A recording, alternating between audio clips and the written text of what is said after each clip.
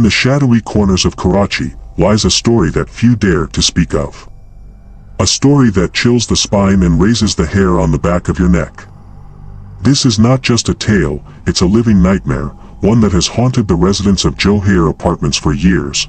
It all started innocently enough. The apartments were new, promising a fresh start for many families. But beneath the polished floors and freshly painted walls, something dark lingered, something that would soon make its presence known in the most terrifying way. One of the residents, a kind-hearted woman who we'll call Auntie, moved into her new home with hopes and dreams of a peaceful life.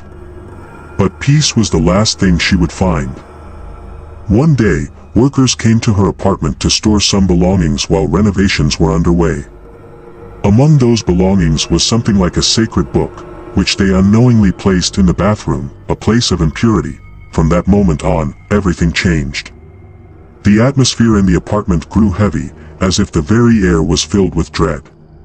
The kitchen, newly constructed and immaculate, was found in ruins the next morning.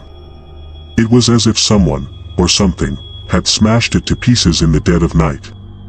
Yet, no one had heard a sound. Auntie, shaken to her core, called her friend, who immediately sensed something was terribly wrong.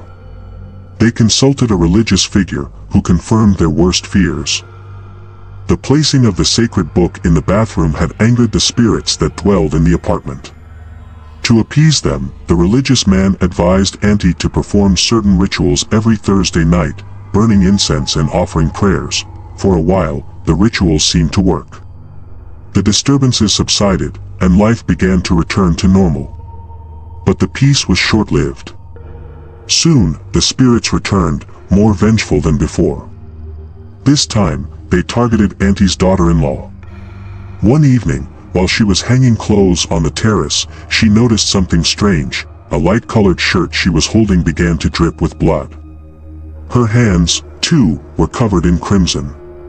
She screamed, but no one could explain what had happened. Desperate, Auntie's family sought help from a different source, a Bengali Baba known for dealing with such matters.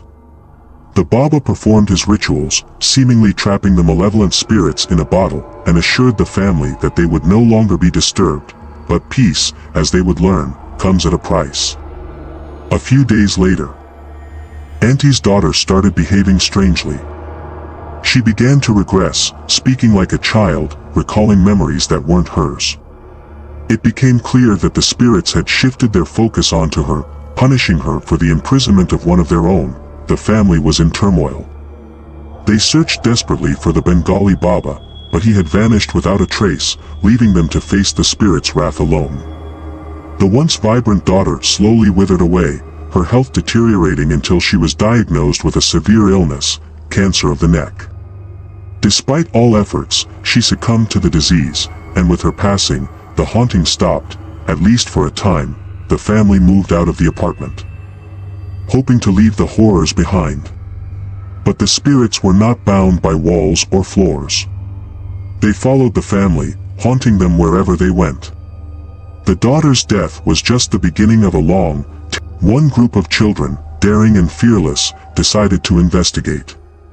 It was a summer evening, and the sun had just set. As they skated around the complex, the lights suddenly went out. Undeterred, they continued playing until one of them spotted her, a figure in red, standing on the fourth floor, watching them with cold, unblinking eyes. Panic set in. The children fled, running to the safety of their homes, where they told their parents of the woman they had seen. The parents, familiar with the stories, warned them never to go near that floor again, but the woman in red was not the only entity that roamed the apartments. Strange noises, sudden chills, and the feeling of being watched became commonplace. One resident, who we'll call Zara, experienced these hauntings firsthand. Zara had often heard that one should never sleep with their windows open. She had dismissed it as superstition, until one night, when she woke up paralyzed, unable to move or speak. She could feel a presence in the room, something dark and menacing. It felt as though a heavy weight was pressing down on her chest, suffocating her. She struggled to move, to cry out, but her body refused to obey. All she could do was pray silently, hoping the ordeal would end. After what felt like an eternity, the paralysis lifted, and she could move again.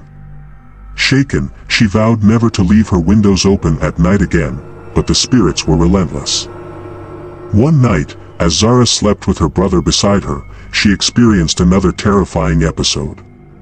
This time, it was not just sleep paralysis. She felt something cold and wet on her face. When she touched it, her hands came away covered in blood. Yet, there were no cuts, no wounds, just blood, appearing out of nowhere. Zara's brother, who had been playing a game on his phone, was equally shocked. They searched the room but found nothing. The experience left them both deeply disturbed, and they began to sleep with the lights on, hoping to ward off whatever was haunting them. The hauntings continued, with the spirits growing more aggressive each time.